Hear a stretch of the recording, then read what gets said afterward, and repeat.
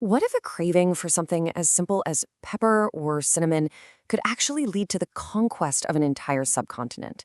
I know it sounds crazy, but that's not some hypothetical. It's the incredible true story of how one blocked trade route in Europe kicked off a global race that ended with a private company ruling over India. So let's unpack how on earth that happened.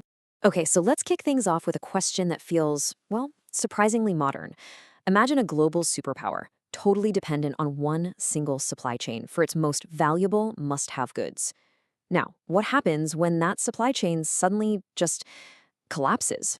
Well, for Europe back in the 15th century, this wasn't a thought experiment. It was a full blown economic crisis. And their desperate response? It sparked a global race, a mad dash across oceans that wouldn't just lead them to new continents, but would completely redraw the map of world power forever.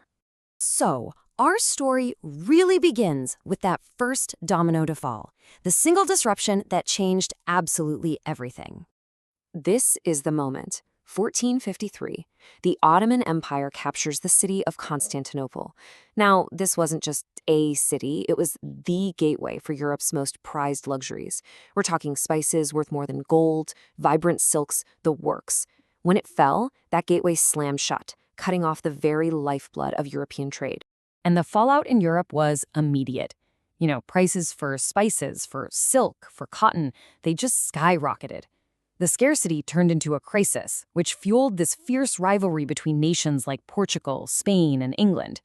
They all realized the only way to win was to find a totally new way to India, a path around the Ottoman Empire, right across the open sea.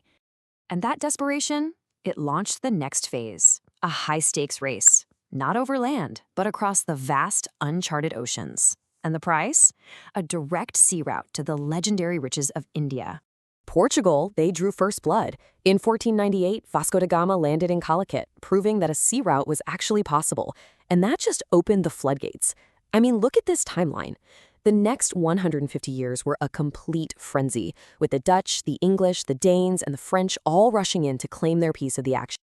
This really gives you a snapshot of just how brutal the competition was. Think of it as the tail of the tape for these competing empires.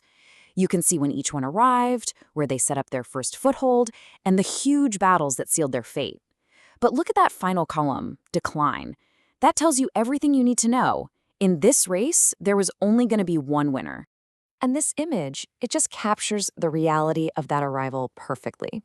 This wasn't just about exchanging goods anymore. The old land routes were replaced by these massive naval fleets. And these fleets, they carried a lot more than just merchants. They carried soldiers, cannons, and the ambition of conquest. And this is where the story takes a much darker turn. The race for profit starts to become a fight for power. The goal isn't just trade anymore, it's territory. The first major domino fell in 1757 at the Battle of Plassey. And get this, it was the English East India Company, a private corporation that defeated the actual army of the ruler of Bengal. This victory was a total game changer. It gave the company access to unimaginable wealth and its first real taste of political power in India. Then, just 3 years later, they delivered the knockout blow to their main European rival. At the Battle of Wandiwash, the British military completely crushed the French. Now, this wasn't just a skirmish. This victory wiped France's imperial ambitions right off the map in India, leaving the field wide open for the British. And really, the outcome is summed up perfectly by this one line. After Plassey and Wandiwash, the race was over. Of all the European powers that had scrambled for a piece of India, one had emerged as the undisputed supreme power. So, with their rivals out of the picture, the British began a completely new project, not just trading anymore, but building the formal architecture of an empire. And honestly, this is maybe the most incredible part of this whole story. The English East India Company, a business founded to make a profit, stopped being just a company that traded goods, and it started becoming a state that ruled people. It actually began to govern. So how'd they pull this off? Well, one of their cleverest tools was something called the subsidiary alliance. On the surface, it sounded like a simple deal offered to Indian rulers. Hey, we'll protect you with our powerful army. But the fine print, that was a trap. It forced these states to give up control of their own military and their foreign policy. basically making them puppets of the British, often without a single shot even being fired. Then came men like this guy, Lord Dalhousie. He was a governor-general who didn't bother with clever treaties. His approach was way more direct and a lot more controversial, and he massively accelerated British expansion. Dalhousie implemented what was called the Doctrine of Lapse. The rule was simple and pretty ruthless. If an Indian ruler died without a direct male heir, their kingdom would lapse, meaning it would be absorbed directly by the British. This policy, as you can see, was basically a land grab used to annex major states like Satara, Jhansi, and Nagpur, which dramatically sped up the expansion of direct British rule. All right, so all of this brings us to the final transformation, the end of a centuries-long journey, from merchants just looking for profit to a formal empire ruling an entire subcontinent.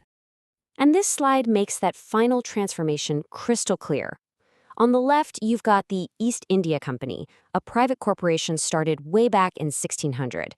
And on the right, you have the British Raj, a formal empire ruled by the British Crown itself, which was established after 1858. The age of the company was officially over. The age of empire had begun. Which brings us right back to the central and, frankly, mind-boggling question of this entire explainer. It all started with a block trade route and a search for spices, but through centuries of commercial ambition, military conquest, and political maneuvering, it ended here. How a for-profit company came to rule a subcontinent of over 200 million people? Well, that is the unbelievable story of the European race for India.